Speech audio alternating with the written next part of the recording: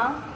எங்கும் தமிழ், எதிலும் தமிழ், எப்போதும் தமிழ் என்ற நடைமுறையை கொண்டு வர பாடுபடுவோம். தேமதுர தமிழோசை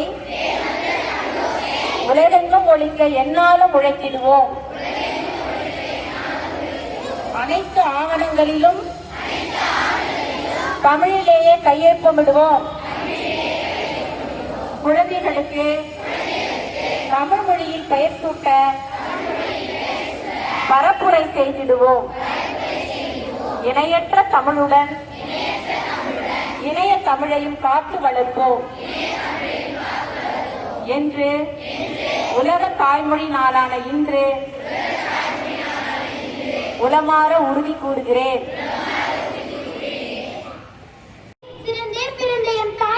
தமிழ் மொழியை வணங்கி பாட்டு திறத்தாலே வையத்தை பாலித்திட வைத்த பாட்டு தலைவன் எம் பாரதியை வணங்கி ஆண்டுகளாக வயது ஏற ஏற இளமை கூடும் பேர் அதிசயம் பெற்ற என் தமிழ் அன்னையை வணங்கி தன்னை விட உயரத்தில் நிற்க வைக்க எங்களை தரணியை ஆள வைத்த முழு மூச்சாய் எங்களுக்காக உழைக்கும் ஆசிரியர் பெருமக்களை வணங்கி அறியாமையை சுருக்கி அறிவை பெருக்கி நாளை சூரியனாக ஒளி வீச காத்திருக்கும் என் இளம் காளையர்களே கண்ணியர்களே வருங்கால தேவைகளே எதிர்கால மேடைகளே உங்கள் அத்துணை பேரையும் சிரம் தாழ்ந்து வணங்கி பேச போகிறேன் என் தலைப்பில் இறங்கி. அனைவருக்கும் வணக்கம். நான் இன்று உலக தாய்மொழி தினத்தை பற்றி பேச வந்துள்ளேன். தாய்மொழி அப்படி என்றால் மற்ற மொழி எல்லாம் நம்மால் கற்றால் தான் அறிந்து கொள்ள முடியும். ஆனால் நம் தாய்மொழி நம் பிறந்ததிலிருந்தே நம் மூச்சு காற்றா இருக்கின்றது. அது அறியாமலே நம்மால் பேச முடியும், கற்காமலே பேச முடியும். தாய்மொழி என்றால் என்ன? தாய் சொல்லி தந்த மொழி, தாலாட்டில் கேட்ட மொழி, சந்திரனை அழைத்த மொழி, பாட்டி கதை சொன்ன மொழி, பாடி இன்பம் பெற்ற மொழி, அதுவே நம் தாய்மொழி. உலக தாய்மொழி தினம் ஏன் கொண்டாடப்படுகின்றது என்று தெரியுமா?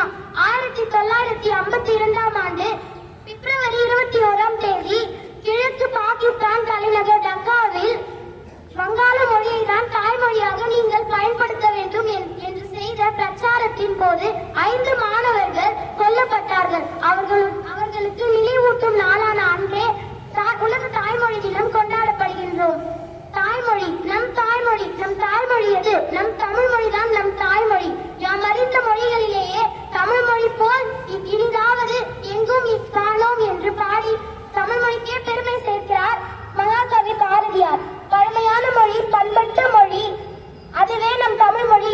இனியது தேன் போல் இனியது நம் தமிழ் மொழி. உலகின் முதல் மொழி என்று தமிழ் மொழி போற்றப்படுகின்றது. தமிழ் எழுத்து மொழி 3000 ஆண்டுகள் பழமையானது என கொண்டார். தமிழ் பேச்சு மொழி 5000 ஆண்டுகள் பழமையானது.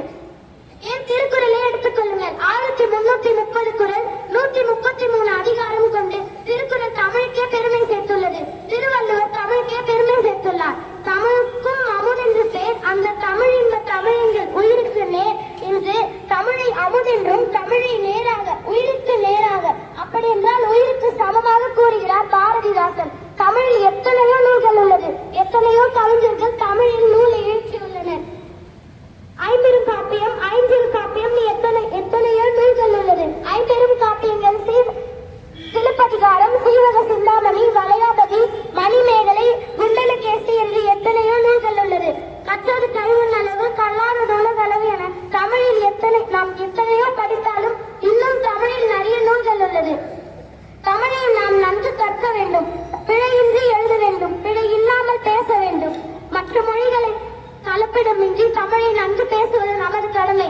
தமிழை கற்பது மட்டுமன்றி மற்ற மொழிகளையும் கற்க வேண்டும். அன்னை சொன்ன மொழி ஆதியில் பிறந்த மொழி, இணையத்தில் இயங்கும் மொழி, ஈடில்லா தொன்மை மொழி, நம் உயிரில் கலந்த மொழி, நம்மோடு வாழும் மொழி, அதுவே நம் தமிழ் மொழி. தமிழ் மொழியை போற்றுவோம். தமிழ் வாழ்க என்று கூறி விடைபெறுகிறேன். தெளிவுறவே அறிந்திடுவோம், மொழிந்திடுவோம். தெரிந்ததும் தெளிவு பெறும் நம் அறிவை தெளிந்த பின் ஒரு ஆகப்போது உறவு. தெரிந்த அனைத்தையும் தெளிவாக சொன்னேன், புரிந்த அனைத்தையும் புரியும்படி சொன்னேன்.